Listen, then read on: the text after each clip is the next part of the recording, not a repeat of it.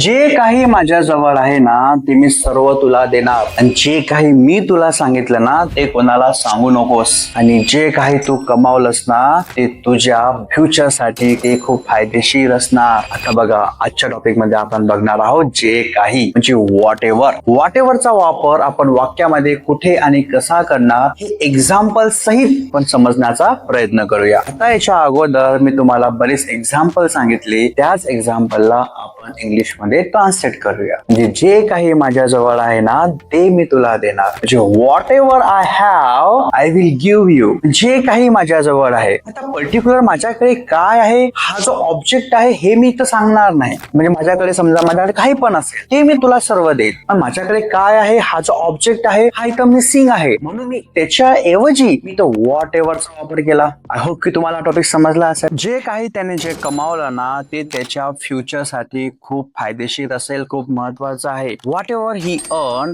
It is beneficial किंवा they are beneficial for his future. तर असे व्हॉट एव्हरचा वापर करून आपण बरेच एक्झाम्पल इथं बनवू शकतो.